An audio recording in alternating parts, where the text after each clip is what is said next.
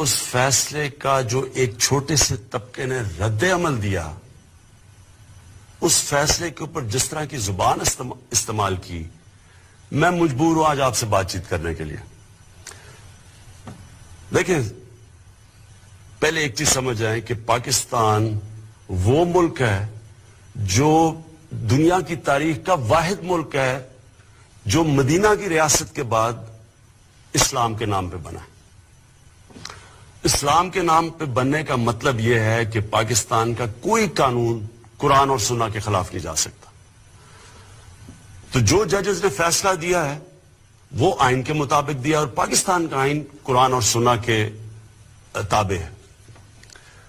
اب جس طرح کی زبان استعمال کی گئی ہے پاکستان کے سپریم کورٹ کے ججز کے اوپر، یہ کہنا کہ وہ فیصلے کے بعد واجب القتل ہے، اور پھر وہیں نہیں رکنا، پھر یہ کہنا کہ پاکستان کے جو آرمی چیف ہیں وہ غیر مسلم ہیں، اور جنرلز کو کہا جا رہا ہے اور فوج کو کہا جا رہا ہے کہ آرمی چیف کے خلاف بغاوت کرو.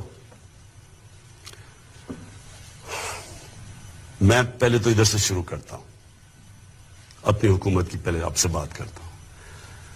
دیکھیں، میں بار بار یہ کہہ بیٹھا ہوں کہ پاکستان انشاءاللہ جب ایک عظیم ملک بنے گا تو وہ مدینہ کی جو ریاست کے جو اصول تھے ان پہ چل کے بنے گا. میرا یہ ایمان کا حصہ ہے کہ جب تک ہم جس مقصد کے لیے پاکستان بنا تھا، اسلامی فلاحی ریاست، اگر ہم وہ نہیں بنائیں گے پاکستان کو تو اس کا کوئی مستقبل نہیں ہے.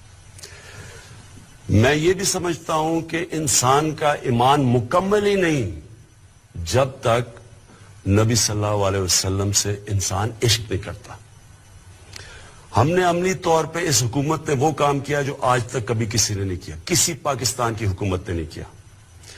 جب ہالینڈ کے اندر وہ جو ڈچ پارلیمنٹیرین تھا اس نے ہمارے نبی صلی اللہ علیہ وسلم کی شان میں گستاخی کی اور وہ خاکے نکالے، تو واحد مسلمان دنیا میں ہمارا ملک تھا جس نے ان سے کمپلین کیا، فورن منسٹر سے بات کی، ان کے ایمبیسڈر سے بات کی، اور یہ پہلی دفعہ ہوا ہے کہ انہوں نے اس ڈچ پارلیمنٹیرین سے خاکے وڈرا کروائے، وہ واپس ہٹے. یہ کبھی پہلے نہیں ہوا. پھر واحد پاکستان پہلی دفعہ ہم نے OIC جو مسلمان ممالک کا جو آرگنائزیشن ہے اس پہ جا کے ہم نے ایشو اٹھایا، اور یونائٹڈ نیشنز میں ہمارے فورن منسٹر نے پہلی دفعہ یونائٹڈ نیشن میں ایشو اٹھایا. اس کا نتیجہ کیا ہوا کہ European court of human rights اس نے پہلی دفعہ فیصلہ کیا کہ نبی صلی اللہ علیہ وسلم کی شان میں گستاخی کرنا آزادی رائے میں نہیں آتا. یہ پہلی دفعہ ہوا ہے. میں صرف آپ کو یہ بتا رہا ہوں کہ ہم یہ صرف باتیں نہیں کرتے، ہم نے عملی طور پہ کر کے دکھایا ہے کہ ہم واقعی اپنے نبی صلی اللہ علیہ وسلم کی شان میں کسی قسم کی گستاخی نہیں دیکھ سکتے.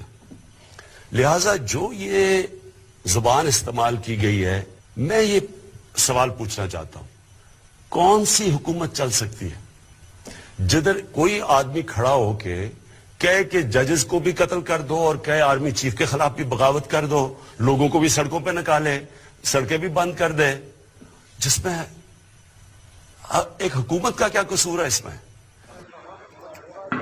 ایک ادھر بھی بیٹھا ہے، آئیے تسی آئیں بھی بناؤ. ادھر ہے بھائی دی بھی بناؤ. اچھا روڑا بجا ہے حوالدار دی دونوں لتاں دے سٹاں وجیاں. اینو نا حوالدارا اڑ چلیے باہر نو. سارے کھڑے نے کہ 25 کھڑے میں ادھروں دوڑ کے آیا، مسا جان چھڑا ادھروں باہر نہیں نکل جانے ہیں، ادھروں باہر نہیں جاتی ہے، بند ہے، سیدھے موڑ کٹ کے. تو کون سی حکومت چل سکتی ہے ایسے؟ کون سا ملک چل سکتا ہے؟ آگے ہم اتنے مشکل معاشی بحران سے نکل رہے ہیں. میں اور میری جو کیبنٹ ہے، میں آپ کو یہ بتاؤں کہ ہم نے ایک دن کی ابھی تک چھٹی نہیں لی. ہم مسلسل لگے ہوئے ہیں کوشش کرنے کہ اپنی قوم کو نکالیں، اپنا جو اس ملک میں پسا ہوا غریب آدمی ہے اس کے لیے حالات بہتر کریں. جو ہم دنیا سے، باقی دوست ممالک سے بات چیت کر رہے ہیں کہ یہاں سرمایہ کاری کرو آ کے، اس کا مقصد ہی یہ ہے کہ یہاں بے روزگاری کم ہو یا غربت کم ہو.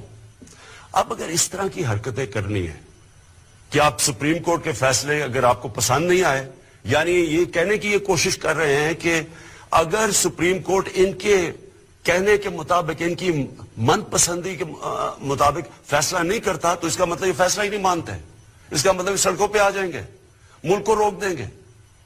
یعنی کوئی ملک چل سکتا ہے ایسے؟ اور اس کا نقصان کس کو ہے؟ ہمارے پاکستانیوں کو، عوام کو نقصان ہے، غریب لوگوں کو نقصان ہے. سڑکیں بند کر رہے ہیں، لوگوں کی روزگار جا رہا ہے. جو بیچارہ دہاڑی میں جس نے آ کے مزدوری کرنی تھی، جب ملک رک جائے گا وہ کدھر سے بچوں کا پیٹ پالے گا؟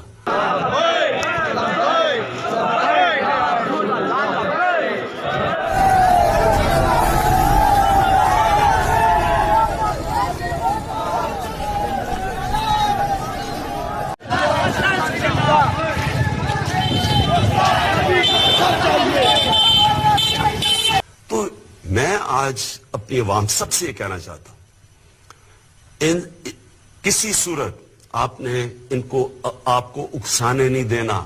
یہ کوئی اسلام کی خدمت نہیں ہو رہی، یہ ملک سے دشمنی ہو رہی ہے. یہ ملک دشمن عناصر اس طرح کی باتیں کرتے ہیں کہ ججز کو قتل کر دو اور فوج میں بغاوت ہو جائے. یہ فوج نے ہمیں ایک بڑی مشکل جو جنگ تھی، دہشت گردی کی جنگ سے ہمیں نکالا ہے. انہوں نے قربانیاں دی ہوئی ہیں. آپ جب کہیں گے کہ فوج آرمی چیف کے خلاف، اور جھوٹ بول کے کہ وہ مسلمان نہیں ہیں آرمی چیف، ان کے اوپر اکسائیں گے، نقصان کس کا ہے؟ فائدہ کس کا ہے؟ پاکستان کے دشمنوں کا ہے. تو میں آج آپ سب سے، اپنی عوام سے اپیل کر رہا ہوں، اپنے ملک کی خاطر جو یہ اپنی سیاست چمکانے کے لیے آپ کو اکسا رہے ہیں، آپ نے ان کی باتوں میں نہیں آنا. یہ کوئی اسلام کی خدمت نہیں کر رہا ہے، یہ صرف اپنی ووٹ بینک بڑھا رہے ہیں.